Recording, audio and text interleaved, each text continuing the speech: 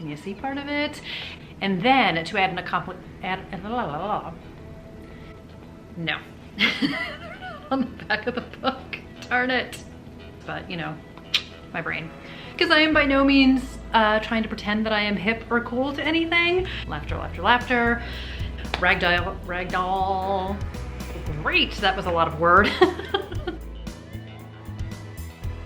Hi everybody, it's Audrey and welcome back to Chapter and Converse. Today's video is going to be the part 2 of the things that I read in July, which I am posting much faster than I posted what I read in the month of June. So if you missed part 1 super quickly, I read Tell Me Everything by Cambria Brockman, I read Hollywood Homicide by Kelly Garrett, I reread The Inheritance Games and The Hawthorne Legacy by Jennifer Lynn Barnes as I amp up.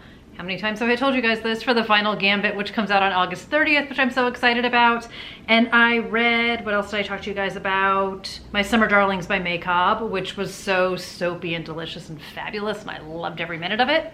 So today I have a bunch more books to talk about. I've got some more rereads. I've got a new read. I have a nonfiction book that completely shook me to my core. So let's just dive in and talk about all the books. So the first book I want to talk about is one that I have talked about multiple times on here, saying I was going to read it, but I hadn't read it yet. Any guesses? That list is so long.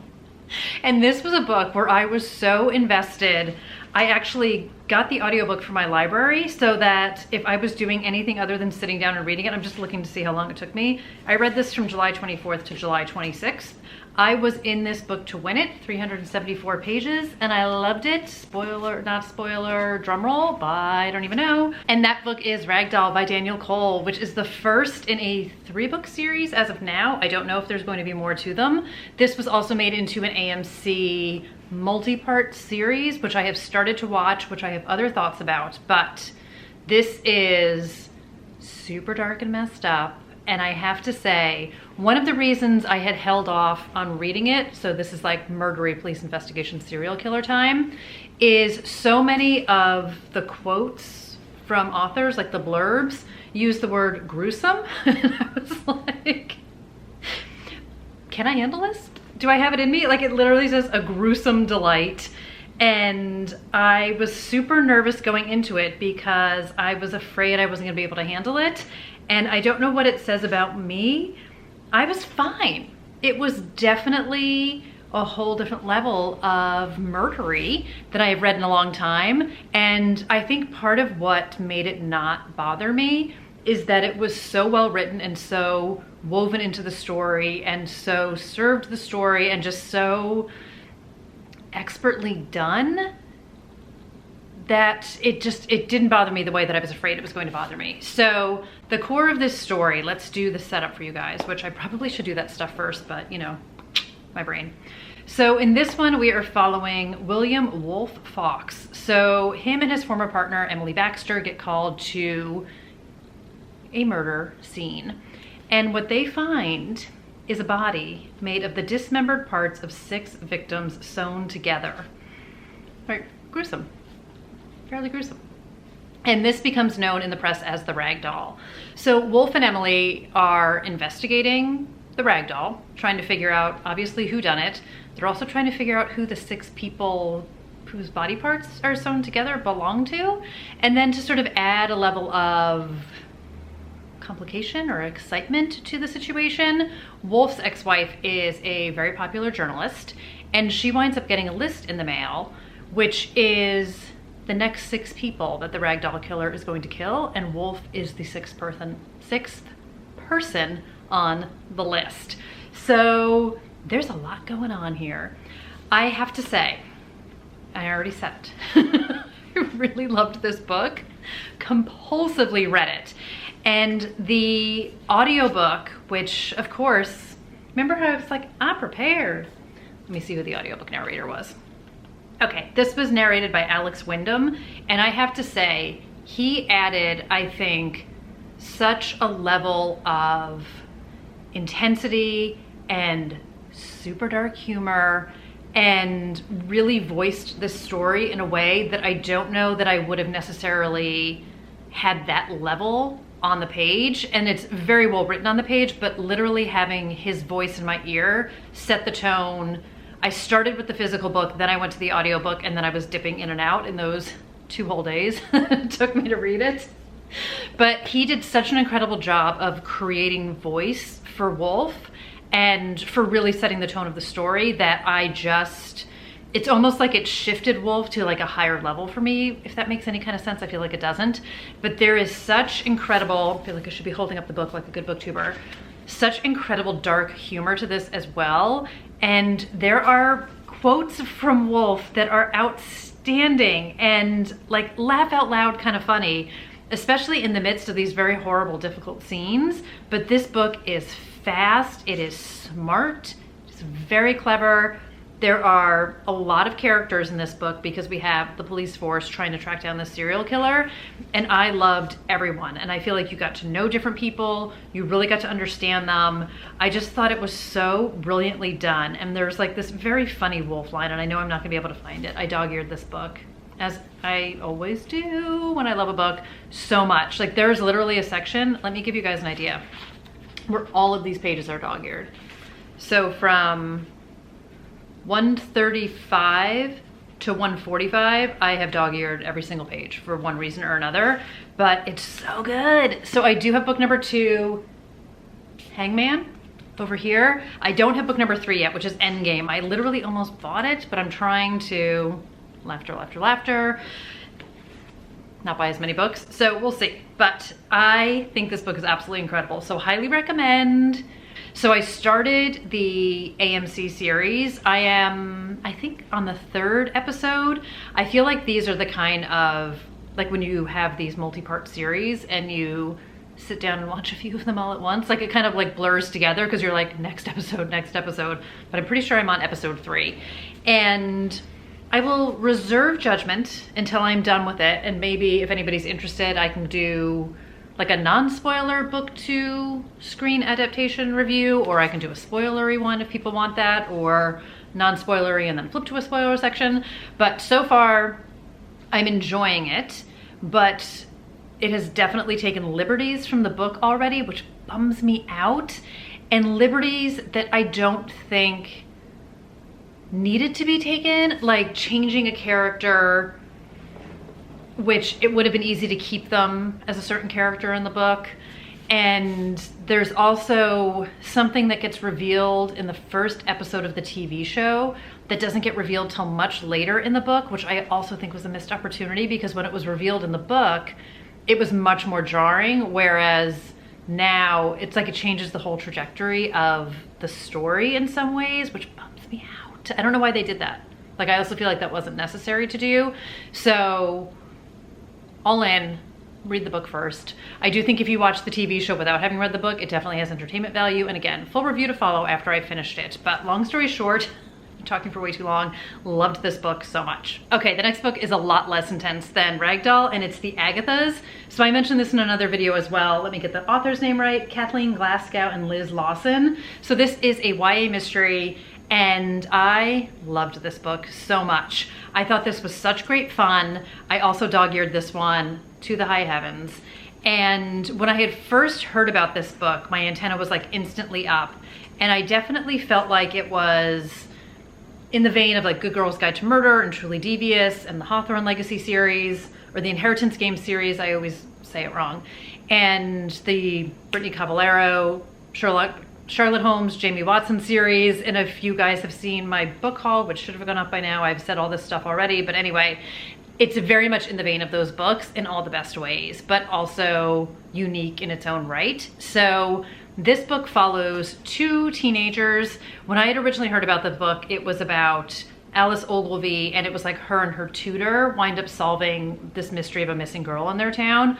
I had assumed her tutor was going to be somebody older, but it turns out that it is one of her classmates who, like, they're not in the same social circle, they don't really know each other very well, but they get paired together for this tutoring assignment, and then they both sort of take an interest in this missing persons case, and they kind of team detective Veronica Mars their way through it. And I loved it. Take a breath. I loved it so much. So it's called The Agathas because our main character, Alice, is obsessed with Agatha Christie, and she very much uses Agatha Christie's books and her methods and like Poirot's methods to help solve the case. And I thought that was done in such a clever way, and you don't have to be like a diehard Agatha Christie fan to get the references to things, but if you are, it's one of those things where like, if you know, you know, but if you don't, it's totally fine. And it's not like super secret Easter eggs, you know, that it's not like that kind of a thing.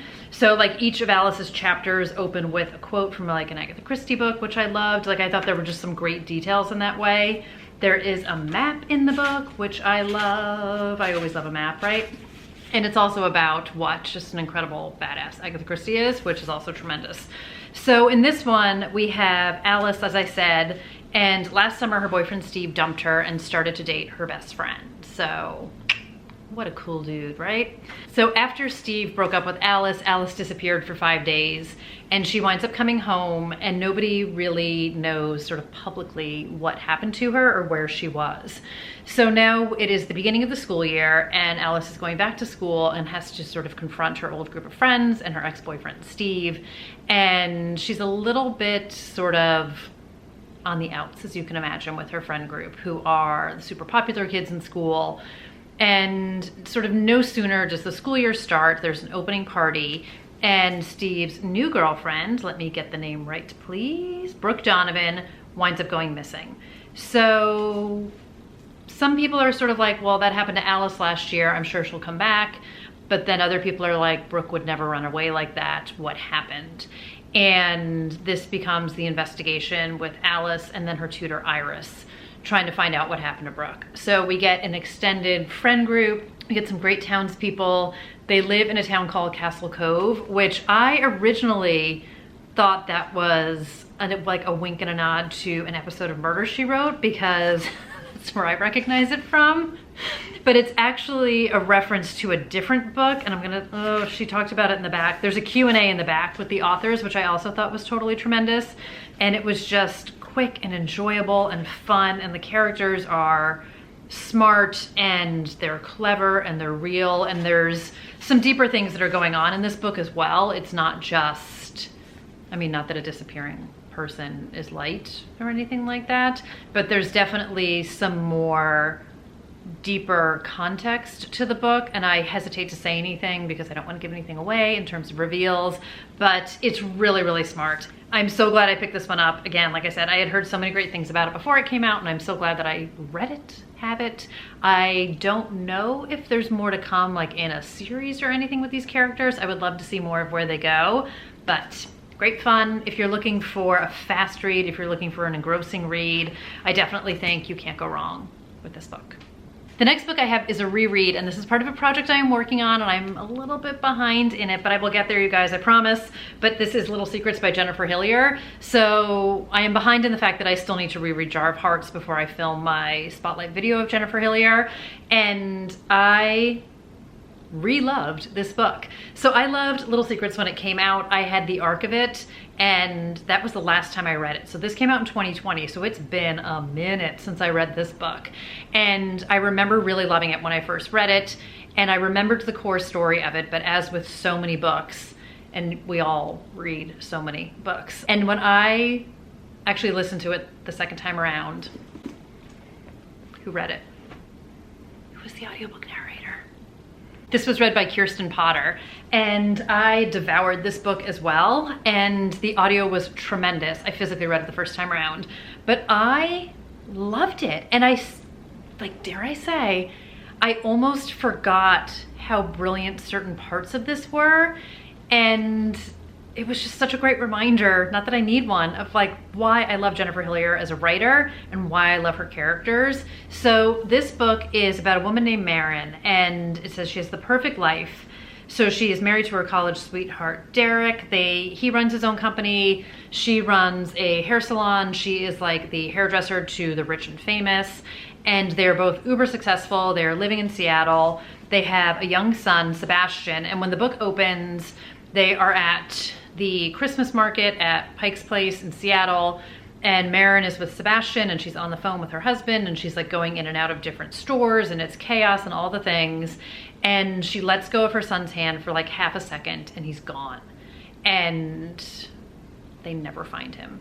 So when the book opens, it's about a year later, and we are seeing the aftermath of what that loss has done to Marin and Derek's relationship. The FBI was on the case went cold, and it is just sort of considered an unsolved case, which for Marin was not a good enough answer. She understandably blames herself. She was with her son, she let go of his hand, and she can't live with herself and live with this situation. She needs to know what happened. So she hires a private investigator who calls her with some news, but it's not the news that she was expecting. But while investigating what happened to her son, the investigator has turned up the fact that her husband is having an affair. And Marin takes all of her pain and her sadness and her aggression out on the mistress, because she's already lost her son. Her family is hanging by a thread. It's very much like she will be damned if her husband goes too. So all that she has gets channeled into this other woman. And man, is this book good. So this is just, again, I would say typical, and I don't like that word, but like typical Jennifer Hillier, in the sense that we have very smart writing, we have a very clever plot, we have a great mystery woven in here, but we get these very realistic, very messy characters who, again, have made choices, are living with consequences. There is such painful humanity to so many of these characters, and gut-wrenching moments. And I think it's just, I think one of the things I love about Jennifer Hillier, and like, how do I love thee? Let me count the ways. But she is not afraid to put like the ugly honesty on the page, and like sort of warts and all puts these characters out there. And again, these characters do not always do likable things. They're not always making the best of decisions, but I can't help but root for them.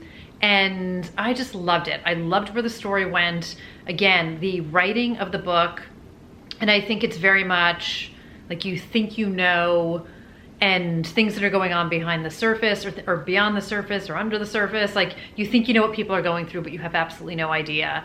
And I think her exploration of grief and pain is just so like amazing. And I mean, not that like grief and pain is amazing, but the way that she is able to capture this and put it on the page, I think is just absolutely tremendous. So I really loved this, and I'm so glad I reread it. And you guys know, I'm such a fan of a reread, and I think you can just get so much more out of it. And I'm really in such an audiobook zone right now too. I am listening to / reading Book Lovers right now.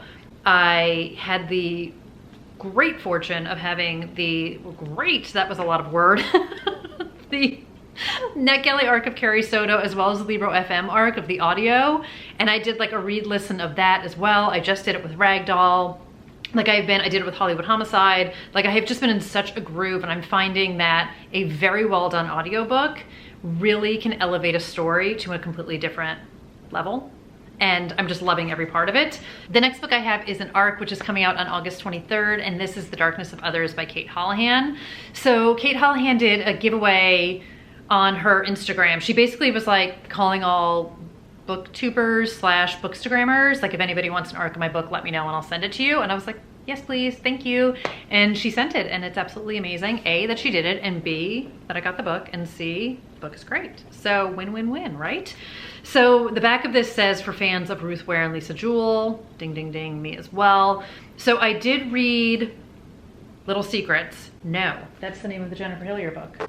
One Little Secret was the Kate Holohan book. She wrote Her Three Lives, which I haven't read yet, and then I have a couple other Kate Holohan books that I haven't read yet. But she is a domestic thriller writer, psychological thriller writer, and very much enjoyed this book. So this book is set in Brooklyn Heights and Manhattan, and this is set sort of in the height of the pandemic, I would say, which I will admit gave me a little bit of pause at first, but it very much adds to the story in a way that I think is very necessary. So when this book opens, we have a very famous movie director is found murdered in his Brooklyn Heights townhouse, and his wife is missing, and everyone assumes that she killed him and is on the run.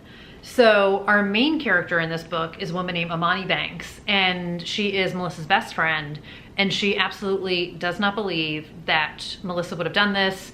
They have a teenage daughter. She doesn't think Melissa would ever leave her daughter, and she would not have done this. Like, something is wrong, something has happened to Melissa, and Amani wants to figure out what happened that night, where her best friend is, and prove her innocence. So Amani lives with her husband, who is a chef. They live nearby in Brooklyn Heights. They have 2 children, and her husband, so here's where I find the pandemic element comes into this. And this is like the winter of like 2020 into 2021.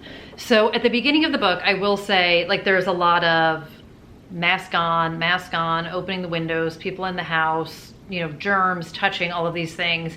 At first it felt very sort of beat over the head to me about it, but I think part of it is I forgot how much it was like that. Like, I try and think back to the beginning of the panorama and how crazy it was and how crazy behavior was and the fear and the paranoia.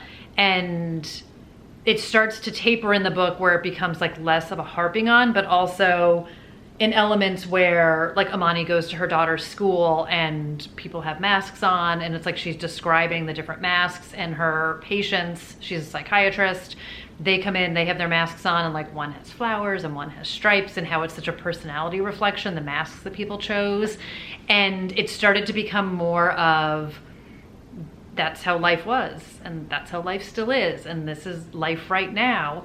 And she talks so much about how empty the streets are, and then the other element, so her husband is a chef, he owns his own restaurant, and how, you know, the whole panorama just leveled so many businesses.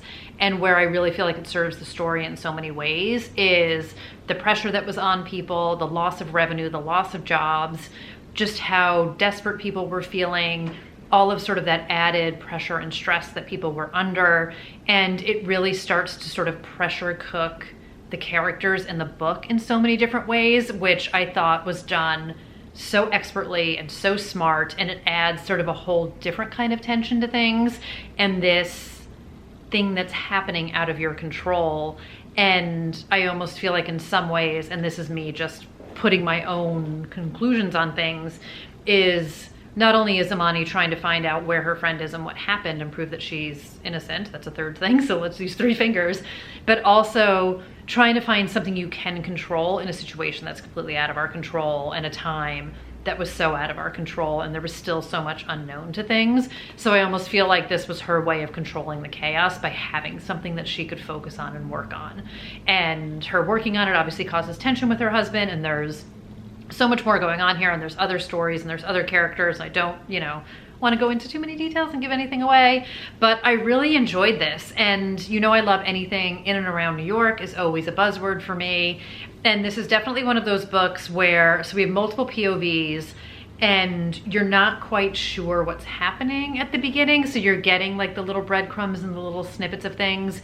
And I always love when you sort of have these different strings and you're not sure how they all connect, and eventually, you know, the story ties it all home. And I had some theories that were wrong, and I had some theories that were right. And I don't necessarily think it's a book where you were supposed to like completely have the wool pulled over your eyes, but it wasn't one of those books where, like, I hate a book where it's complete whiplash at the end and like nothing makes sense, or like something comes out of left field. So I feel like breadcrumbs were well planted. I feel like there were some good red herrings going on here. And I really enjoyed the characters of this book and the story of it. So I will continue to read more Kate Houlihan. Thank goodness she's got a backlist going on, and would definitely recommend it. So like I said, comes out August 23rd. So depending on when you guys see this video, coming soon or out now, we'll find out. And then the last book I read / listened to is Know My Name by Chanel Miller.